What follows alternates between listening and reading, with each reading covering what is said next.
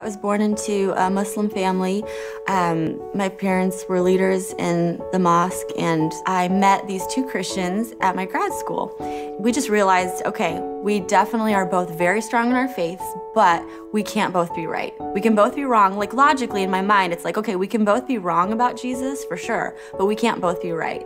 So we sort of resolved that we wanted to figure out what truth is. And secretly, I wanted to convert him massively. I totally wanted to convert him to Islam, because anytime I would debate anybody about, religion, I would always win. And so he gave me a Bible, I gave him a Quran, and we started to just sort of do our own research. And I would come with my bullet points and he would come with his. And truth be told, since I was an American Muslim being surrounded by non-Muslims, of course, I knew exactly what I believed, why, and had all the arguments. Even though I had felt that I had succeeded in showing him that Christianity was flawed and that Islam was true, I didn't have that satisfaction. I wanted some sort of proof for the first time in my life.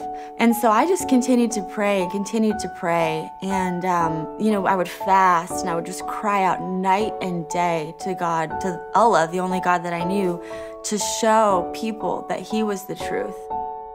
I started to just really have a lot of torment. I just thought maybe I was going crazy for the first time. But it was like I couldn't think anymore. And especially as somebody studying to be a doctor and, science background, to lose your mind is really a very low point, to say the least. So there was one day where I was probably at my lowest point. I was just crying, praying to Allah and saying, I can't do this one more day. And that same day, I got a text message from my friend. He had been praying for me all along, and his church actually had been praying too down south. And his pastor actually had brought or had typed up bullet points from the book by Lee Strobel called The Case for Christ.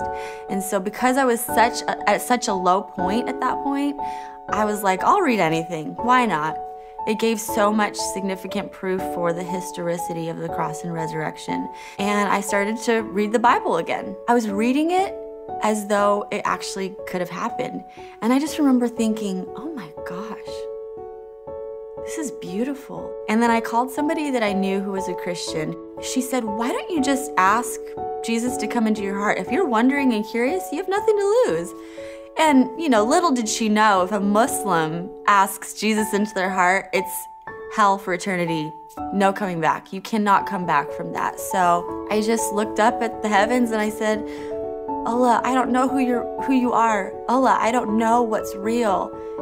Whoever you are, though, I want to give my life to you. If you're Jesus, you can come into my heart. The next morning I woke up and all the torment was gone.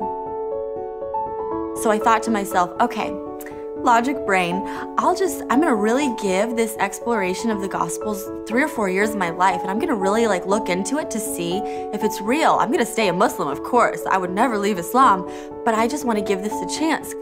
And so I just basically went to church that Sunday, and some signs had happened that week, all pointing to Jesus. And that Sunday morning, the pastor was preaching and people were raising their hands, and I just kind of sat through it. But my heart just wanted to worship. And when the altar call came, we all bowed our heads, and the pastor just said, I feel like there's someone in here that wants to give their life to Jesus, but they don't even know what that means, and they're really scared. And I just said, enough is enough. It's taking me more faith to not believe in Jesus than to believe in him. He's my first experience with love.